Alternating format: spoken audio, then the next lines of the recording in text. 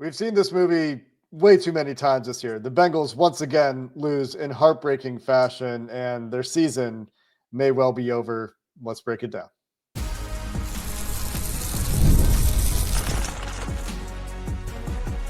You are Locked On Bengals, your daily Cincinnati Bengals podcast.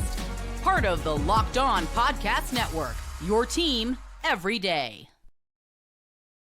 What up, Bengals fans, and welcome to another episode of the Locked On Bengals podcast. I'm your host, Jake Liscow. He's your host, James Rapien. We are the Locked On Bengals podcast, part of the Locked On Podcast Network, covering your team every day as the Bengals trudge through what has been a very disappointing season filled with heartbreak. Tonight, no different in SoFi. We'll break it down in this episode. Welcome back to the Everydayers. Welcome back to those of you who make us your first listen. And if you're looking for a place to stay up to date on all things Bengals as this season finishes, you are in the right place, and you can subscribe to the show on YouTube or wherever you get your podcasts. James, it was a game that felt so similar in so many ways. Yep. The big difference being at halftime, I was ready to say fire everyone, and it was really clear. And then the team fought back and really muddied the picture. But in the end, they couldn't make the game-winning play. And we've said that way too many times this year on this podcast. Yeah, well, way too many. They're 1-6 in one-score games, and that one win, they were up 14 on the Browns, and then the Browns scored late to make it a one-score game, where they were in control of the game. They stink with the game on the line, but there's a bunch of different ways to do that. And one of them is miss 2 field goals. I've been the guy that's defended Evan McPherson. There's no more defense now.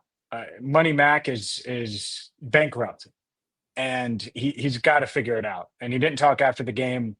I asked multiple teammates about him, asked Zac Taylor about him. I think the most noteworthy quote is Jamar Chase, and I tweeted out a link to the video. I don't know the exact quote, so I'm paraphrasing here, but he said, we paid him all that money to make those kicks. And look, there's certainly a lot you could read into that if you wanted to. But the point is Evan McPherson has to make one of those. This is a beautiful facility at SoFi Stadium. The wind wasn't a factor, Jake. Spoiler. It was great kicking conditions. And so that's one thing. The other thing is when you're at least the things that stand out to me the most. So that's one. Number two, the fact that in a must-win game, you and I talked about it all week, a game where it really did feel like some people were playing and or coaching for their jobs, and in Cam Taylor-Britt's case, certainly playing for his job, and got yanked. For them to come out the way they did and to look that bad, and at halftime it felt like they were going to get run out of the building, that is unacceptable. And so those are the two things that really stand out to me, is the start and just how awful it was. And then Evan loose change, because he missed 2 field goals and he should have made both, at least make one. And if you do, I know they lost by 7, but if you make one, the game feels much, much different down the stretch. Totally different. You're not seeing multiple drives end at midfield. I mean, part of it is you're ending the drive at midfield. The field position change from missing a field goal of 48 or 50 yards is better than the average field position you have on kickoffs. And then there's the whole momentum thing, whether or not you believe in momentum. And a lot of you are saying, of course, momentum is real. And a lot of you are saying, of course, momentum is fake. And a lot of you are pointing to Harbaugh after the game saying, we didn't have momentum, but they didn't have momentum. And if nobody has momentum, then what is momentum? You don't need to talk about momentum anymore. The point is that the Bengals once again came up short and they started slow. And we've talked about both of those things this year. We've talked about fast starts a ton. And at some point we were talking about fast starts so much, and I said, yeah, but they also got to finish. And then we started talking about finishing games. T. Higgins at his locker talked about finishing games. Finish is a word of the week. You got to finish the game. And there was an expletive in there that T used that I won't repeat. You can find that if you want to. It's on the internet. But it's not just the missed field goals either. You can certainly point to missed field goals, and you should. Rightly so. those are field goals that Evan McPherson has to make. He's now missed, 4 straight 50-plus yard field goals. It has turned into an official nightmare season for Evan McPherson at this point, and he has been on the wrong end of the Bengals losing some games this year where if he makes kicks in the clutch, perhaps instead the Bengals are 6-5 right now, for example. That's possible if some kicks go a different way this season for Evan McPherson. But it's not just Evan McPherson. It's all the players that played great in this game. And I'm going to go out of my way here before I start talking about this point to say that I'm not blaming these guys for the loss. But in these clutch moments, you have a pass to Jamar Chase before Evan McPherson's first field goal that wasn't a perfect pass. There was pressure. Jamar Chase got hands on it, didn't quite complete the catch. Could have gotten that field goal a little bit closer. Or if Joe Burrow is able to get that ball in a little bit of a better place, and again, he's getting hit, and it's hard. But if that ball is able to be in a little bit of a better place, perhaps instead they convert that third down. On the very next drive, perhaps he hits Jamar Chase or I guess it was a couple drives later. Perhaps he hits Jamar Chase on the deep ball, or when he threw it to Andre Josevich, which converted a first down. And I don't know if he had time to see that Jamar was wide open in a busted coverage. If he hits Jamar there, maybe that goes for a touchdown. And then you're up 34-27 with about 2 minutes left in the game. Or if T. Higgins is able to hold on to a ball with a guy playing through his back, or Joe's able to get a little bit more on the ball to T. Higgins on that third down before they had to punt the ball away the last time in the game. There are all these opportunities they had on offense, and they also had opportunities on defense. Mike Hilton had an opportunity for a pick six, and he couldn't quite make the play. And it's not to take anything away from these guys again, because they're making plays that are good enough to be in position to win the game.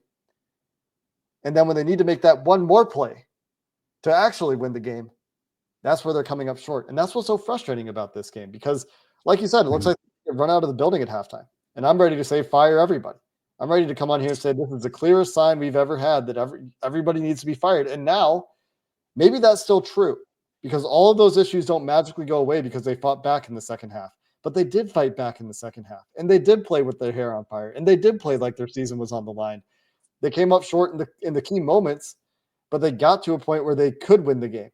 And so whatever happened at halftime, whether it's the Chargers charging or the Bengals doing their thing to get themselves back in a position to win the game, DJ Turner making plays, Fig Josh Newton making plays, they were in a position to win this game. And as we've seen from them too many times this year, that last play they need to actually win the game is absent. And that's why you have the collection of heartbreaking, brutally close game losses that litter this 2024 season for the Cincinnati Bengals. And as Joe Burrow pointed out, they're just not good enough. Their margins are too close, and they need the plays that they're not making, and they're not making them. And so they are what their record is, 4-7. They're not good enough. That's what we've seen. Because Joe, Jamar, and T are awesome.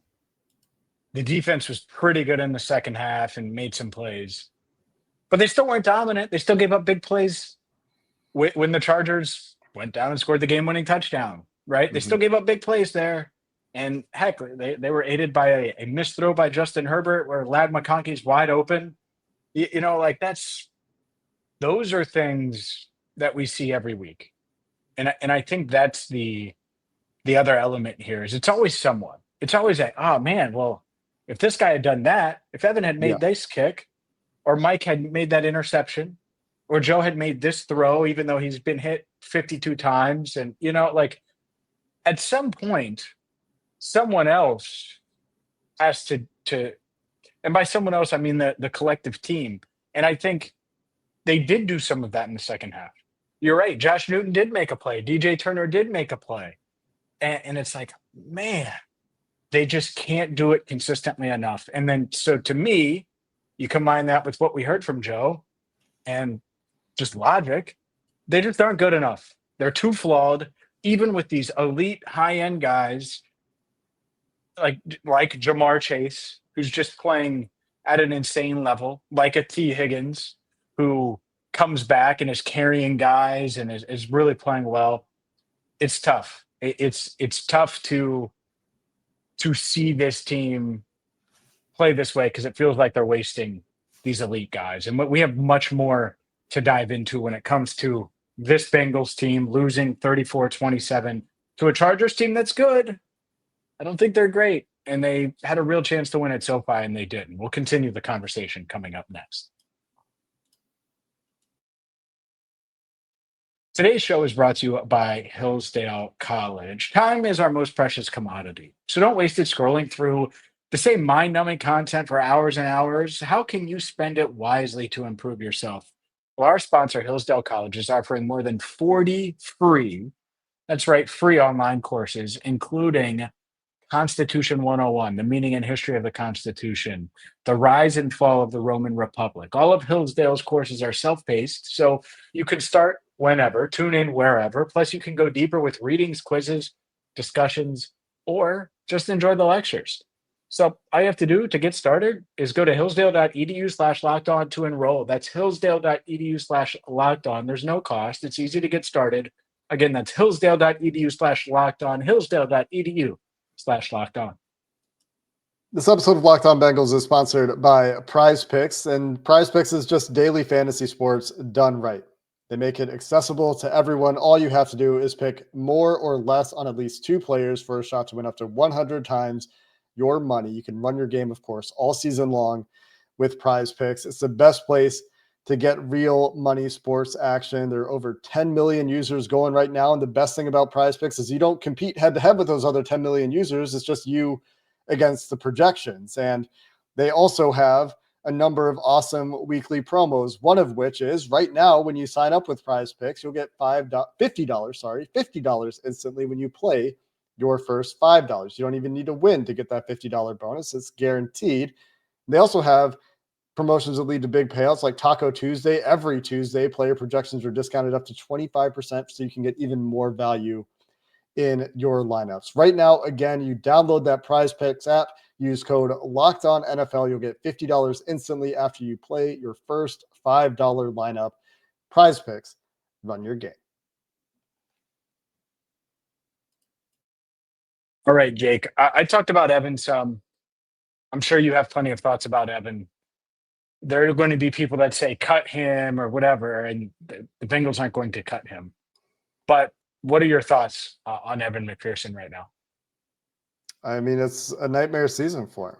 I think I said that a little bit earlier. I don't know how you recover from this sort of thing. He needs to recover. They have a lot of money committed to him. There is certainly some irony. Maybe irony isn't quite the word. Something frustrating about the fact that he got paid and has had the season he's had, and Jamar Chase, who we all agree should have gotten paid, did not get paid and is kind of having the kind of season that he's having. It's a tough spot because I think financially speaking, in terms of the impact of those of you out there that want to cut Evan McPherson, one, you have to find a replacement. And two, there is a financial impact from a cap perspective that you don't really want to deal with when you're talking about a kicker. That said, at some point, if it continues for too long, like if he misses another 5 in a row, 50-plus yard field goals, and another multiple in a row, 40 to 49-yard field goals, and they just can't trust him anymore, at some point, enough is enough. And so I don't know if it's the new field goal operation with Ryan Rico. It doesn't appear to be, but we're not experts in the nitty-gritty of the holding operation. I don't really know where they go with McPherson the way he's performing right now. But considering, as Joe Burrow pointed out after the game, what their margins have been in these games this year, he has been a huge problem and is a huge part of the reason, in addition to all of these other things that we're talking about, where they're just not making the game-winning plays. He is part of that. And that hadn't really been the case with Evan McPherson thus far in his Cincinnati Bengals career, outside of a couple of exceptions. No, it hadn't. And I think that's what's so tough is it's like, all right, well, you're flawed on half of your special teams. You're flawed on defense. Your offensive line isn't going to move guys to consistently run the ball. And that's not something you're banking on, even though Chase Brown did have a solid game, ran for 86 yards, and you would take that at 3.9 per. It's like, man, well, what do they do great? And it's like, okay, well, we know they have Trey Hendrickson on defense, and on offense, they have the big three. and Joe T. Jamar. Joe Jamar T. And T's been there half a year. And so it's really tough because I don't think their head coach is elite. I think their quarterback is elite. I think one of their wide receivers is elite. Another one is really, really, really good. And then what? Your best offensive lineman didn't play again tonight. Like it's tough. It's tough to look at it because you can see all of the flaws, and you can win Super Bowls with flaws, but you have to have enough big time talent or enough consistent talent, and they just don't have that. Well, they just don't have a floor. That's the problem this year. Is the floor is invisible, like you can't see it. It's way down there in the dark. It's at the bottom of the chasm, and there's no light down there. It's at the bottom of the Marianas Trench. Whatever euphemism you want to use, whatever analogy you want to use, when it's bad, it's unwatchable. And that was part of this game.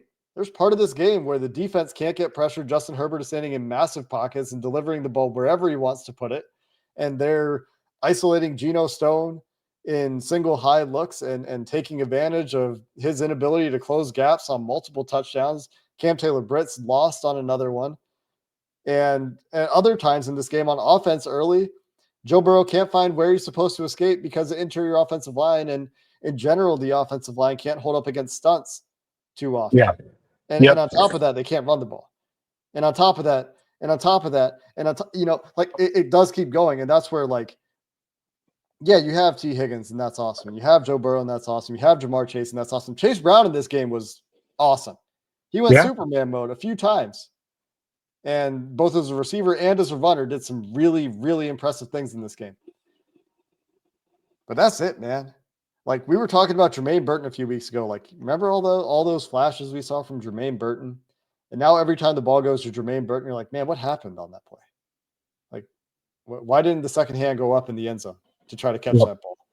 Or why are they so far off on these deep balls? Is that Joe, or is that something else going wrong? And just go down the line. I think we can have a conversation, a more in-depth conversation about Jermaine this week, because I agree with you. I think that's a good point. It's especially if you're a new listener, but certainly if you're an everydayer, you heard us in March and in April talk about the interior offensive line. That's why we were so excited about Matt Lee. Like the fact that they actually drafted an interior lineman in the seventh round. And it's at the point that's like, let's get him in the game. I think it's time. Yeah, another conversation we can have. It's just like, but you're right. Like, it's like, my God, like we saw these things. Like we saw these things coming. And it's, yeah, I mean, we're going to do a whole, it's the bye weeks. We can dive into the offensive line, but it is really frustrating. It is. And the hits that Joe is taking, I walked behind him out of the Bengals locker room. And SoFi Stadium is huge, like it is giant. And so they cart the players from the locker room to the news conference room because it's that far apart. But I was walking behind him for a little bit, and you could just tell he's like had been gotten the crap kicked out of him, And he's a tough dude, but it's just not realistic to keep making him do that and deal with that down in and down out, because it takes its toll. Mm-hmm. And you know what? It takes its toll late in the game when you're like, oh, well, he needs to hit Jamar on this, or he needs to be able to throw an accurate pass to T. Higgins. And he's getting hit again. No, yeah, and that's it, is because he's getting hit, and those hits do take their toll. And even though he's still up, you might be a little off on one of them or multiple. You might misread the defense. Like it impacts everything. Even if he says it doesn't, it does. And I'm sure he would tell you deep down, if you give him truth, saying like, yeah, it would be nice not to get hit as much. Like I just. And do we need to talk about the culture of the offensive line helping him up after some of these hits, man? This is like starting to become a recurrent theme as well, where he's peeling himself up off the ground too much. We can do that. Let's do it. Because you might have noticed more than I did.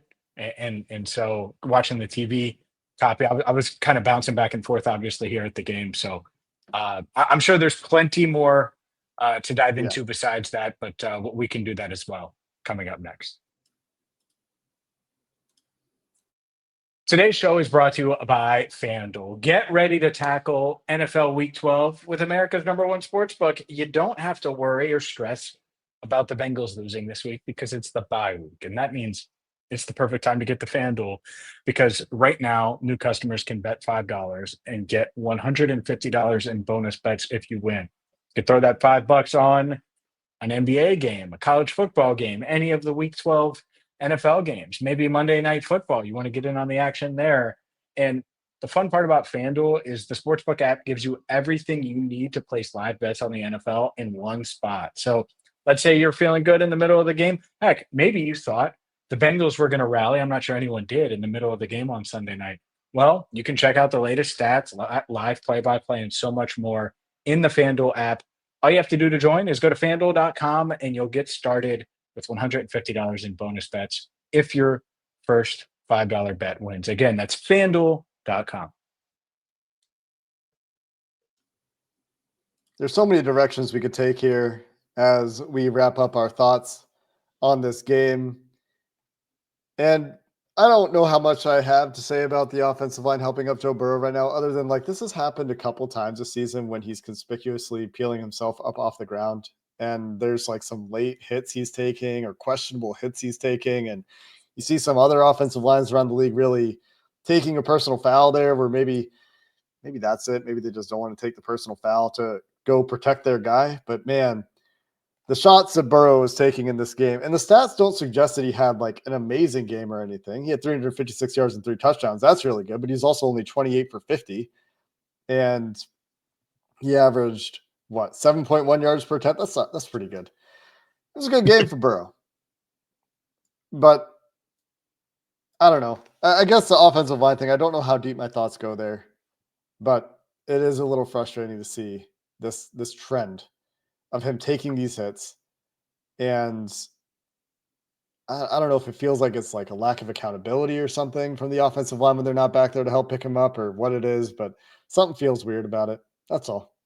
Yeah, it does. It's annoying, is what it is. A And lot of it's annoying annoying. things this year, huh? And it's annoying to watch. And these are guys I like. I do. But I don't want to see these guys get beat right, like literally right away. Burrow had a scramble today where he hits his back foot and the guy's in his face. Boom, on him. Like he has no chance to make a play. And he still makes a play, finds a way to make him miss, scrambles, and picks up the first down and is doing Joe Burrow things. And it's like, man, how does he find ways to do that? And he does that, and it's what makes him special. But you need guys that are one, if you're gonna make those guys look good, well, damn it, you better be ready to pick up your guy. Literally pick him up if he needs help up.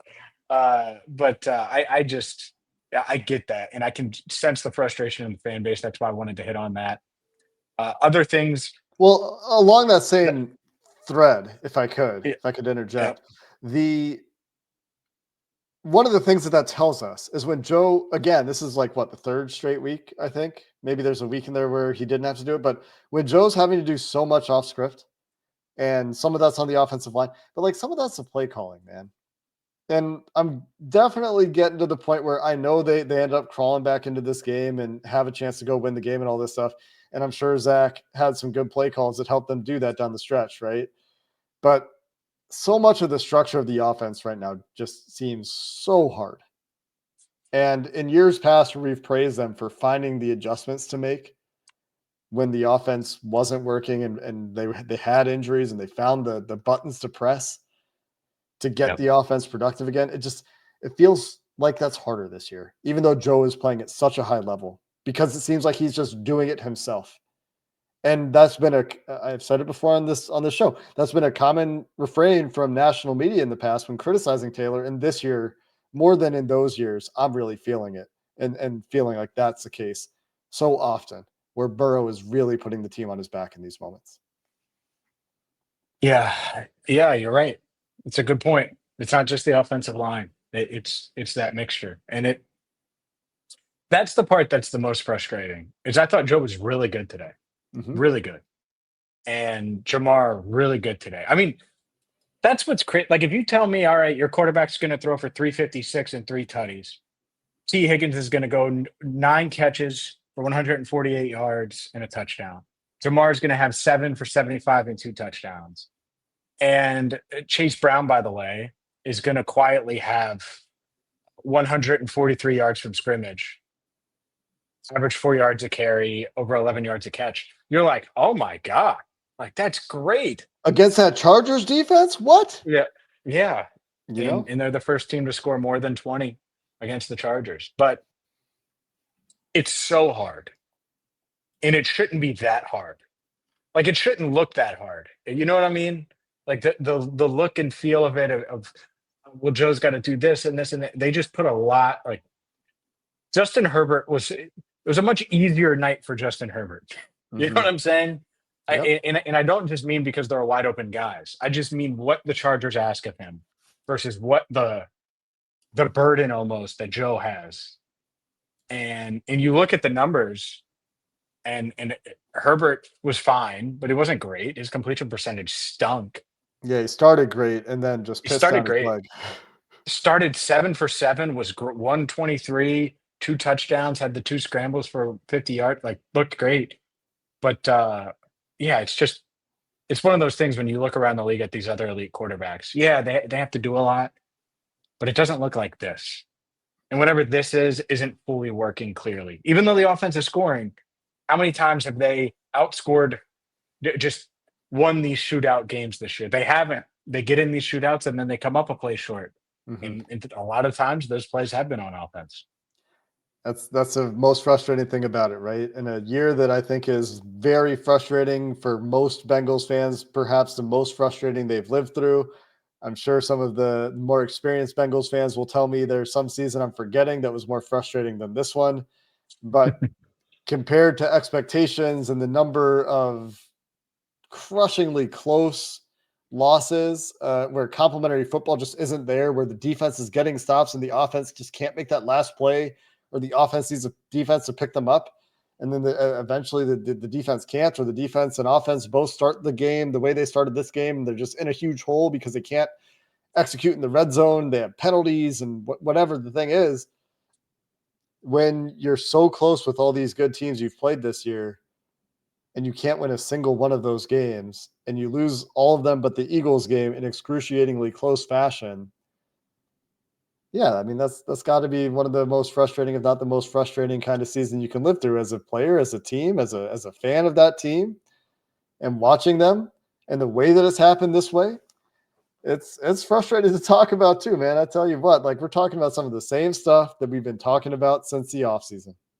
Yep. And it's, because I don't have a synonym off the top of my head, frustrating to be going through these same refrains. Yep. And we're going to peel back some of those layers this week. Coaching wise, I think coaching Jake, and we're going to schedule right here or plan it out a little bit right here on the fly. But I think we'll talk about the coaches plenty. I think there's certainly conversation with the offensive line, conversation on the offense in general. There's a lot of layers because I said all of those things without mentioning Cam Taylor, Britt, Jermaine, yeah, without even talking the about defense. Yeah, man. Like, there's so many things. And now, by the way, they fumbled the Xavier Howard thing. Well, they might be calling him back. They might be calling him back because DJ Turner is going to miss some time. So, and he was good tonight too. And so was Josh. Like, those guys stepped up, made plays. Yep. So we'll be with you, Bengals fans. We don't go anywhere. No bye for us.